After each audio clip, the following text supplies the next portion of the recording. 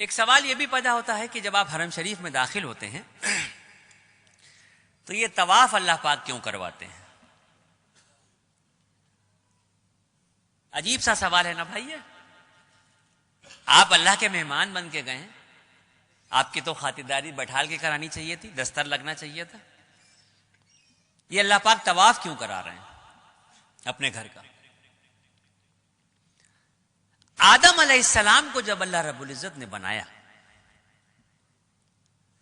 فرشتوں کو جب یہ حکم دیا کہ آدم کو سجدہ کرو، اللہ رب العزت نے آدم علیہ السلام کا اور فرشتوں کا ذہنی اعتبار سے مقابلہ کروایا، اور اس ذہنی اعتبار کے مقابلے میں آدم علیہ السلام کی جیت ہوئی، اور فرشتوں نے 7ویں آسمان پہ بیت المعمور کے نام سے اللہ کا ایک گھر ہے اس کا طواف کیا.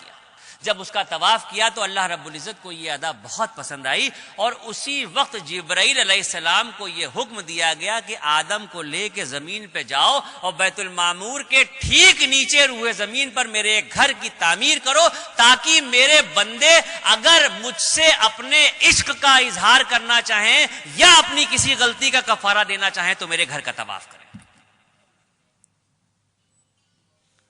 اگر مجھ سے اپنے عشق کا اظہار کرنا چاہیں یا اپنی کسی غلطی کا کفارہ دینا چاہیں تو میرے اس گھر کا طواف کریں. اور سن لیجئے، ہم جو اللہ کی اشرف المخلوق ہیں، ہماری جب تک سانس چل رہی ہے آپشن کھلے ہوئے ہیں ہمارے سامنے. ہم زندگی میں جتنی بار چاہیں مکہ شریف جائیں، جتنی بار چاہیں حرم شریف جائیں، اور جتنا چاہیں اتنا طواف کریں. لیکن وہ جو بیت المعمور کے نام سے اللہ کا گھر ہے جس کے فرشتے صرف طواف کرتے ہیں، تو 70,000 فرشتے روز اس گھر کا طواف کرتے ہیں، اور ایک بار جو فرشتہ طواف کر رہا ہے قیامت تک اس کا دوبارہ نمبر نہیں آئے گا.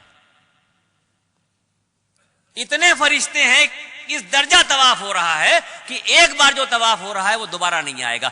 اب یہ جو زمین پہ خانہ کعبہ کی تعمیر ہوئی، تو اب تو ترقی ہو چکی ہے دنیا میں، ہر چیز آسان ہو گئی ہے. آپ گوگل پہ دیکھ سکتے ہیں، نقشہ اٹھا کے دیکھ سکتے ہیں، موبائل پہ دیکھ سکتے ہیں، کسی بھی طرح سے اگر آپ دیکھنا چاہیں آپ گوگل کے نقشے پہ جا کے دنیا کا نقشہ ڈالیے، اور دنیا کے نقشے پہ جب آپ دیکھیں گے تو پوری دنیا آپ کو گول دکھائی دے گی. یہ تو نقشے کے دیکھے بغیر بھی سب کو پتا ہے کہ دنیا گول ہے. اس دنیا کے گول کے بیچ میں جو سینٹر ہے، بالکل انچوں سے ناپ لیجئے، ایک ایک سوت کے حساب سے ناپ لیجئے، پوری جو گول دنیا ہے اس کے بیچ کا جو سینٹر ہے، اس گول سینٹر پہ یہ کعبۃ اللہ کی تعمیر ہوئی ہے. اب یہاں پر بات ختم نہیں ہوتی، یہ تو بات سمجھ میں آ گئی کہ دنیا گول ہے، اور دنیا گول ہے تو اس کے بیچ میں خانہ کعبہ ہے. یہ بات یہاں پہ ختم نہیں ہوتی. اگر سائنس یہ کہتی ہے، میں نہیں کہہ رہا ہوں، اگر سائنس یہ کہتی ہے کہ دنیا گول ہے اور گھوم رہی ہے، تو پھر میرا ایمان یہ کہتا ہے کہ مذہب و ملت کی پرواہ کیے بغیر اس دنیا کا ہر شخص کعبۃ اللہ کا طواف کر رہا ہے. اگر سائنس یہ کہہ رہی ہے کہ دنیا گول ہے اور گھوم رہی ہے، تو پھر میرا ایمان یہ کہتا ہے کہ اس دنیا پہ مذہب و ملت کی پرواہ کیے بغیر کسی بھی مذہب کا شخص ہو، ہر شخص جانے میں یا انجانے میں کعبۃ اللہ کا طواف کر رہا ہے.